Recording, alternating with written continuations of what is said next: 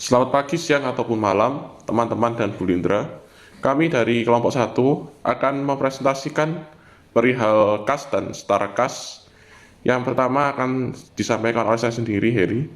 Yang kedua nanti akan dilanjutkan oleh teman saya, Leonardo Gunawan. Dan yang terakhir akan dilanjutkan oleh Alia Fernando. Baik, kita masuk slide yang pertama, yaitu kas dan setara kas. Yang pertama, apa itu kas? Nanti kita akan bahas di slide berikutnya tentang pengertian kas itu apa. Lalu kas juga termasuk dalam aset keuangan perusahaan. Nah, perusahaan itu mendapatkan kas itu dari hasil kerja mereka dan juga akan mengeluarkan kas untuk membiayai segala pembiayaan operasional perusahaan. Lalu, kas juga termasuk juga dalam instrumen keuangan, suatu kontrak yang menambah aset atau menambah hutang dari perusahaan. Nah, kalau kita mengacu dalam PSAK, kita mengambil PSAK nomor 2 tahun 2015, kas itu terdiri dari dua, kas saldo kas atau cash on hand, atau kas yang ada di bank atau demand deposit. Selanjutnya, klasifikasi instrumen keuangan. Instrumen keuangan itu adalah kontrak yang menambah nilai aset keuangan perusahaan dan hutang keuangan ataupun instrumen perusahaan yang lain. Aset keuangan terdiri dari kas, instrumen ekuitas entitas lain, hak kontraktual, hak kontrak diselesaikan dengan instrumen ekuitas dan entitas. Kalau hutang keuangan itu terdiri dari kewajiban kontrak yang diselesaikan dengan instrumen ekuitas entitas. Nah, ekuitas sendiri itu adalah kontrak yang memberikan hak residu atas aset suatu entitas atau suatu perusahaan setelah dikurangi dengan kewajiban. Berikutnya adalah masuk ke kas. Nah, ini slide ini membahas tentang pengertian kas. Kas adalah aset yang paling liquid perusahaan dan sangat vital bagi perusahaan karena sangat liquid itu. Perusahaan dapat menggunakan kas itu bisa untuk langsung membayar segala tagihan, segala pengeluaran dari operasional suatu perusahaan seperti membayar masuk, bayar gaji, bayar beban listrik, ataupun membeli peralatan untuk mendukung operasional perusahaan. Contoh dari kas itu uang koin, uang kertas, ataupun cek. Selanjutnya masuk dalam penggolongan kas. Penggolongan kas itu dibagi dengan dua, petty cash dengan cash on back. Petty cash itu adalah kas kecil yang berisi dengan uang tunai yang jumlahnya lebih sedikit dan digunakan untuk membayar yang sifatnya secara langsung dan tunai. Kalau cash on bank itu adalah kas yang dibentuk perusahaan yang disimpan di suatu bank tertentu atau rekening bank ya. Itu dengan jumlahnya yang lebih besar dan perlu pengamanan yang ekstra. Nah, ada juga yang tidak termasuk dalam kas seperti deposito yang jatuh temponya lebih dari 3 bulan. Terus ada lagi perangko dan materai. Terus uang muka itu juga bukan termasuk kas. Terus cek mundur atau cek kosong juga tidak termasuk kas karena tidak bisa diuangkan. Slide selanjutnya adalah masuk ke karakteristik kas. Karakteristik kas itu ada 3 ya. Karakteristik kas yang utama itu ada 3, yaitu aset perusahaan yang paling liquid. Terus yang kedua, standar pertukaran yang paling umum. Dan yang terakhir itu juga menjadi basis perhitungan dan pengukuran. Terus, nah kalau selain karakteristik itu juga ada sifat ya. Sifatnya kas itu ada 2. Ada aktif tetapi tidak produktif dan tidak memiliki identitas kepemilikan sehingga mudah sekali untuk dipindah tangankan. Kalau yang tadi aktif tetapi tidak produktif itu kas itu intinya tidak boleh ngejogrok atau nganggur.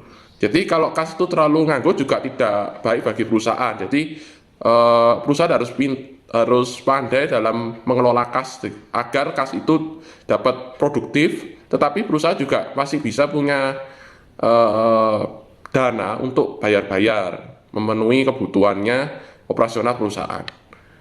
Lalu slide selanjutnya masuk ke pelaporan kas. Pelaporan kas itu ada tiga, ada cash equivalent, ada restricted cash, dan bank overdraft. Kalau cash equivalent itu biasanya itu adalah aset perusahaan yang memiliki maturity kurang dari 3 bulan. Kalau restricted cash itu biasanya tuh kayak dana cadangan yang ditentukan biasanya kurang dari 1 tahun gitu. Jadi ada dana cadangan yang tidak boleh dikategorikan kas, tetapi itu termasuk kas Mas Ian. Terus yang terakhir bank overdraft. Bank overdraft itu eh, kita misalnya perusahaan itu mengeluarkan cek tapi dananya di rekening itu nggak cukup. Jadi bisa dianggap sebagai dengan hutang. Lalu yang selanjutnya adalah masuk ke dalam manajemen kas. Manajemen kas adalah sistem pengelolaan kas agar tersedia kas yang memadai, tidak terlalu banyak, tetapi juga tidak terlalu sedikit agar tidak mengganggu likuiditas dan proses operasional perusahaan.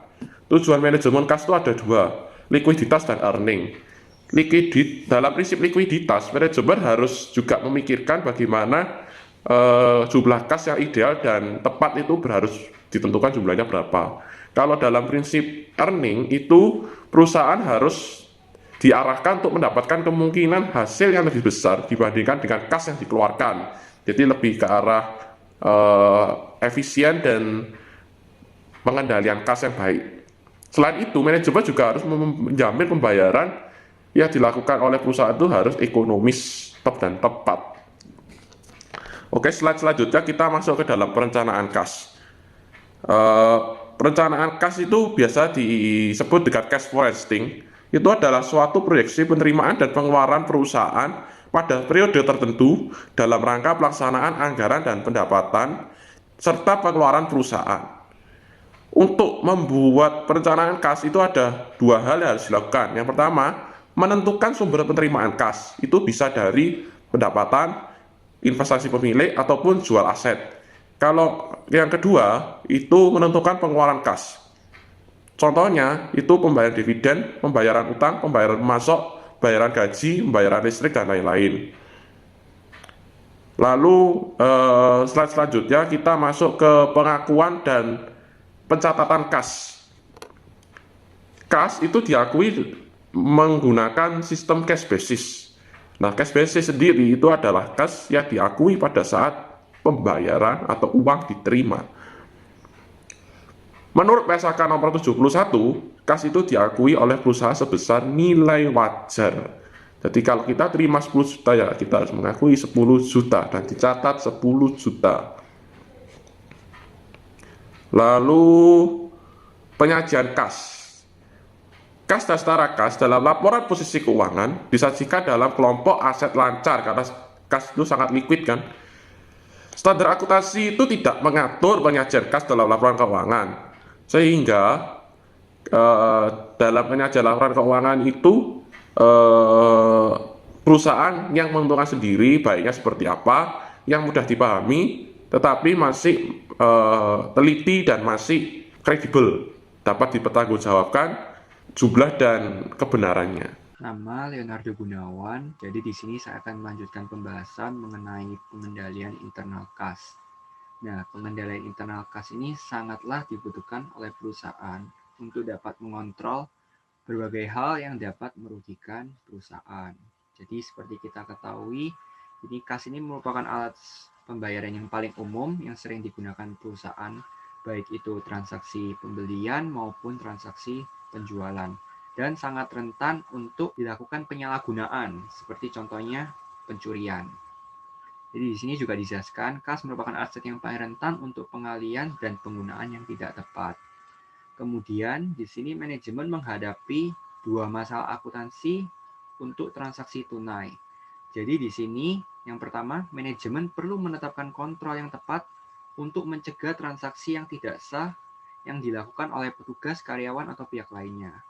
Jadi di sini ini manajemen perlu menetapkan kontrol. Sebagai contoh, seluruh pengeluaran kas harus menggunakan cek, kecuali dalam nominal yang kecil bisa menggunakan dana dari kas kecil.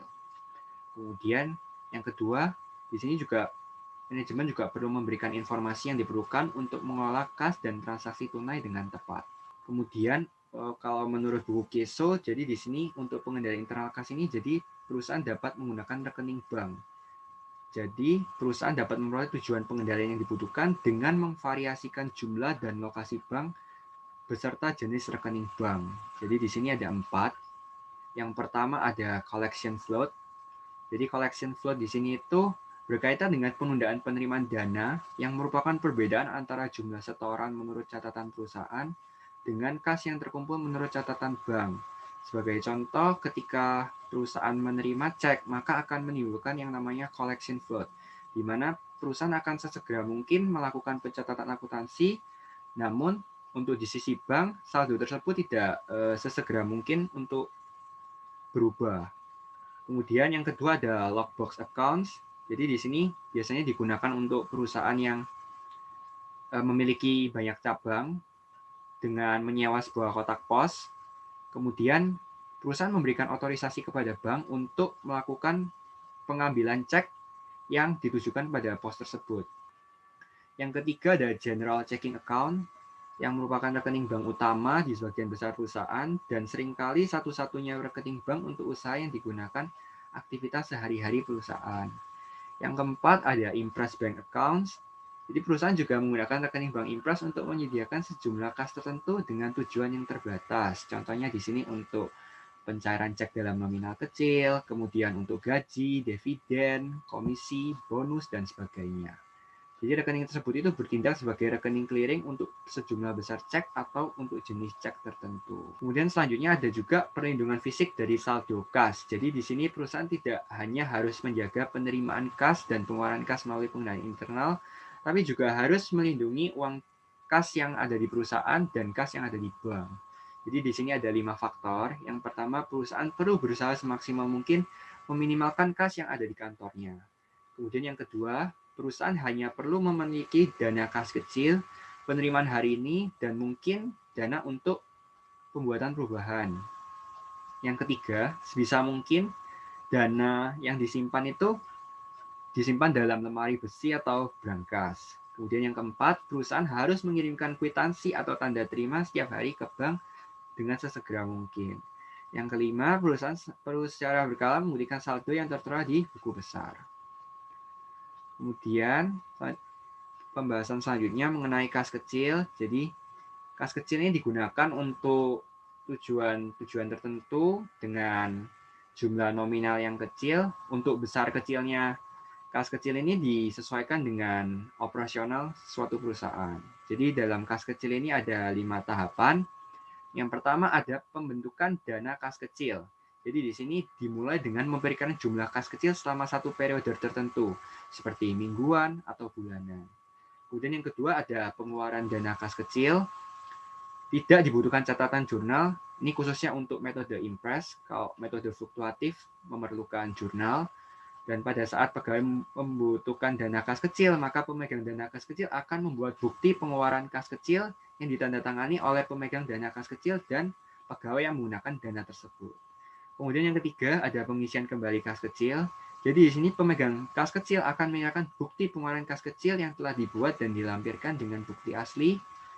Kemudian bagian kas kecil akan menerima jumlah bukti pengeluaran kas kecil tersebut dan dilaporkan dalam bentuk cek. Kemudian yang keempat, jadi di sini ada 2 metode pencatatan kas kecil. Yang pertama ada impress dan kedua ada fluctuating.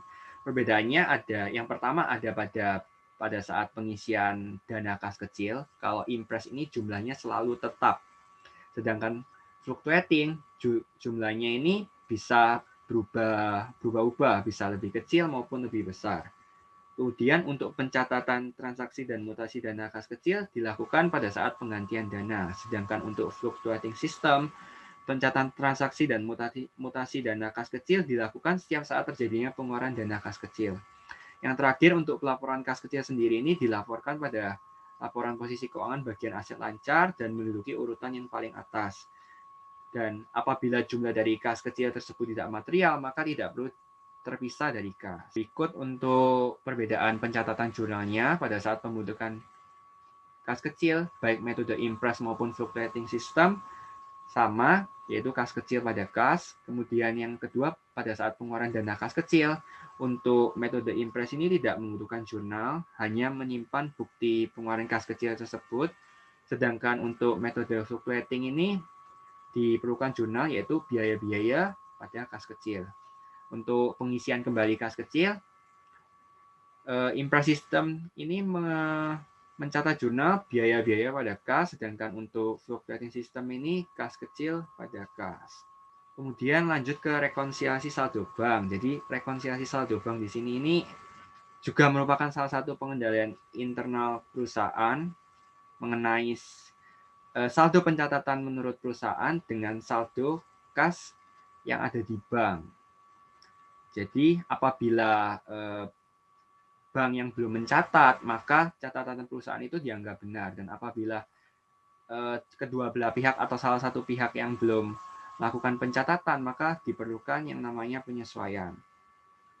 Untuk membuat rekonsiliasi saldo bank ini juga memerlukan 5 bukti. Yang pertama ada jurnal penerimaan kas, jurnal pengeluaran kas, rekening koran, bukti setoran ke bank, dan bukti penerimaan dan pengeluaran kas. Jadi di sini ada 3 kesalahan. Yang pertama ada transaksi yang sudah dicatat oleh perusahaan namun belum dilaporkan oleh bank. Contohnya itu kayak deposit in transit, kemudian outstanding check. Kemudian yang kedua, ada transaksi yang sudah dilaporkan dalam rekening koran bank tetapi perusahaan belum melakukan pencatatan. Contohnya biaya-biaya bank seperti bunga, terus kemudian ada juga penerimaan tagihan oleh bank. Yang ketiga, ada juga kesalahan yang dapat terjadi oleh pihak perusahaan maupun bank. Nah, untuk ringkasannya sendiri ini ada 5 contoh transaksi. Yang pertama ada setoran dalam perjalanan. Ilustrasinya, perusahaan telah mencatat penambahan kas tapi bank belum melaporkannya di rekening koran. Maka perlakuan yang harus diambil yaitu saldo bank perlu ditambahkan. Kemudian yang selanjutnya, cek yang masih beredar. Di sini ilustrasinya perusahaan telah melakukan pencatatan cek sebagai pengeluaran kas tetapi bank belum mencatat, maka perlakuan yang perlu diambil yaitu saldo bank perlu dikurangkan. Kemudian yang ketiga ada biaya bank. Biasanya perusahaan belum mengurangi saldo kasnya, tapi bank itu sudah mengurangkan. Jadi perlakuan yang perlu diambil, saldo kas perlu dikurangi. Saldo kas perusahaan. Yang keempat ada pendapatan bunga atau jasa giro. Ilustrasinya perusahaan belum mengurangi saldo kas, tetapi perusahaan belum menambahkan saldo kas, tapi bank sudah menambahkan. Perlakuan yang perlu diambil yaitu saldo kas perusahaan perlu ditambahkan. Yang kelima ada debitur perusahaan menyetor ke rekening perusahaan di bank. Ilustrasinya, perusahaan belum menambahkan saldo kas, tapi bank sudah menambahkan. Maka perlakuan yang perlu diambil yaitu saldo kas perlu ditambahkan. Selanjutnya juga ada ringkasan kesalahan yang biasanya dilakukan pihak perusahaan maupun bank. Contohnya ada 5 transaksi juga. Penerimaan yang pertama ada penerimaan kas terlalu besar dicatat oleh perusahaan. Ilustrasinya saldo kas menurut perusahaan dicatat terlalu besar. Nah, perlakuan yang perlu diambil yaitu saldo kas perusahaan dikurangkan. Yang kedua, penerimaan kas terlalu besar dicatat oleh bank. Ilustrasinya, saldo kas menurut bank dicatat terlalu besar. Maka perlakuan yang perlu diambil yaitu saldo bank perlu dikurangkan. Ketiga, pengeluaran kas terlalu besar dicatat oleh perusahaan. Ilustrasinya, saldo kas menurut perusahaan dicatat terlalu kecil. Maka perlakuan yang perlu diambil yaitu saldo kas perusahaan perlu ditambahkan. Yang keempat, pengeluaran kas terlalu besar dicatat oleh bank dengan ilustrasi saldo kas menurut bank dicatat terlalu kecil, maka saldo bank dalam hal ini perlu ditambahkan. Yang kelima, debitur perusahaan menyetor ke rekening perusahaan di bank dengan ilustrasi perusahaan belum menambahkan saldo kas, tetapi bank sudah menambahkan, maka di sini perlakuannya yaitu saldo kas perusahaan perlu ditambahkan. Nah, di sini juga ada contoh bentuk rekonsiliasi saldo bank. Jadi ada saldo menurut rekening koran dan saldo menurut pembukuan. Untuk saldo menurut rekening koran ini ditambah dengan setoran dalam perjalanan atau semisal ada kesalahan pencatatan oleh pihak bank, kemudian dikurangi dengan saldo dikurangi dengan cek yang masih beredar dan disesuaikan dengan juga kesalahan pencatatan yang dilakukan oleh bank, baru muncul saldo rekening koran yang disesuaikan. Untuk saldo menurut pembukuan sendiri ditambah dengan pendapatan bunga atau jasa giro yang biasanya belum dicatat oleh perusahaan, kemudian juga dikurangi dengan biaya admin bank, dan disesuaikan juga dengan kesalahan pencatatan yang dilakukan oleh perusahaan. Kemudian baru timbul saldo yang disesuaikan. Selanjutnya, saya Eli Fernando akan menjelaskan tentang laporan arus kas. Laporan arus kas apa sih? Laporan arus kas adalah laporan yang menyajikan informasi tentang arus kas masuk dan arus kas keluar dan setara kas suatu entitas untuk suatu periode tertentu.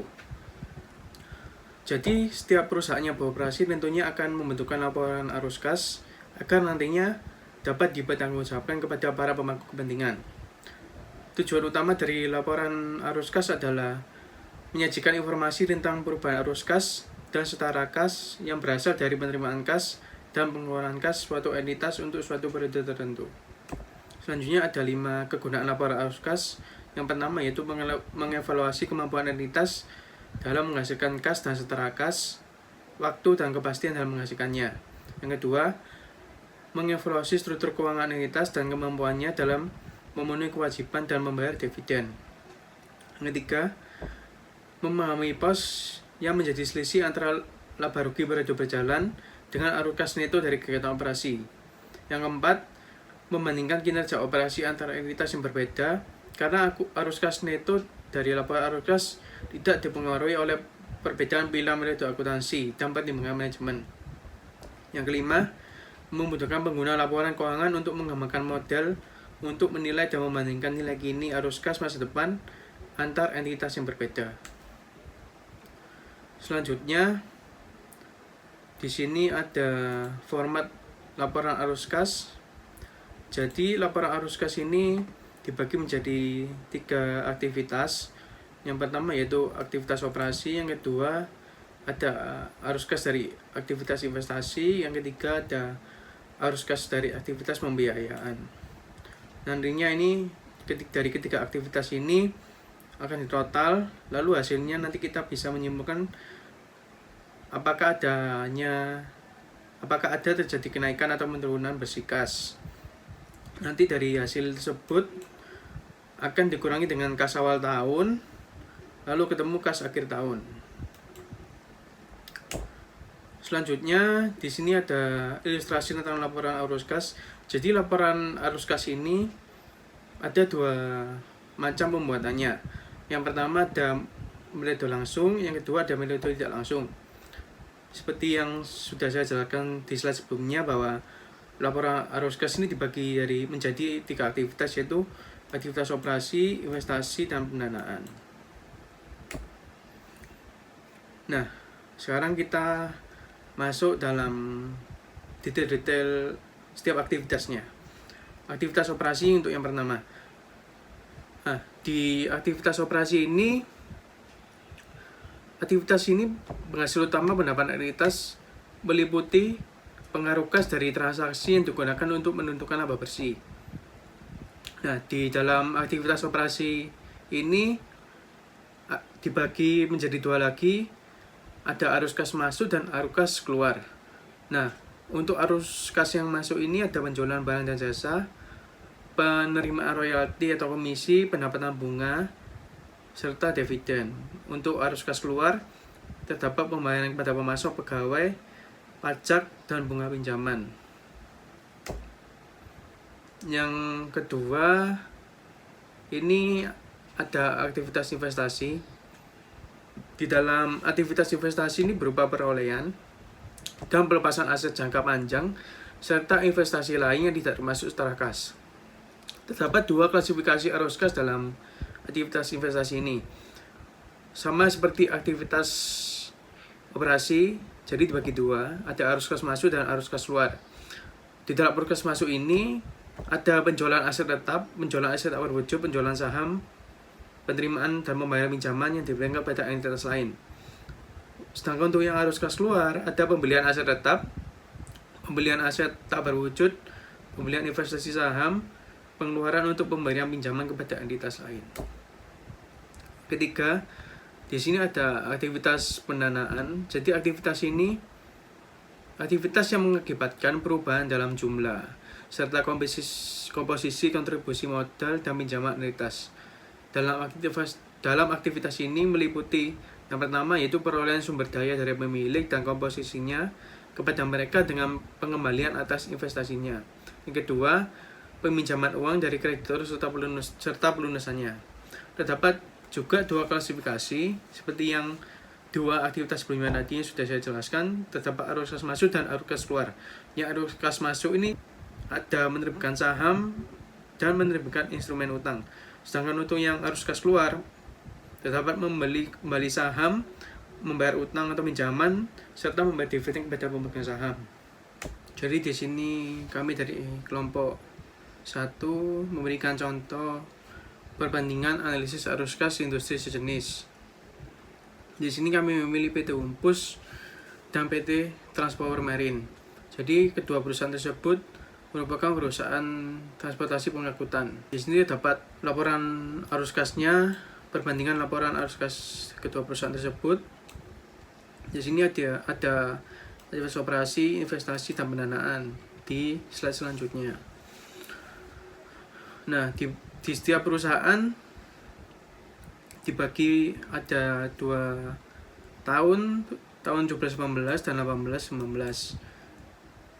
Lalu di bawah tahunnya ada perubahan dan persentasenya.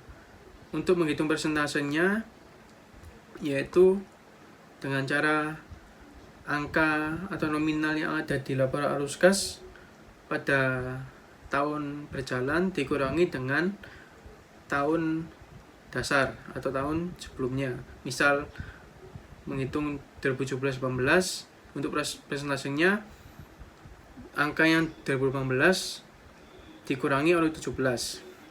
Begitu juga untuk perusahaan pembandingnya. Sedangkan untuk menghitung perubahannya yaitu dengan cara membandingkan angka yang ada di laporan arus kas pada periode berjalan, misalnya tahun 2015 dibagi dengan tahun dasarnya. Misalnya di tahun 2017-18, jadi nominal yang ada di tahun 2015 dibagi dengan tahun dasar yaitu tahun 2017.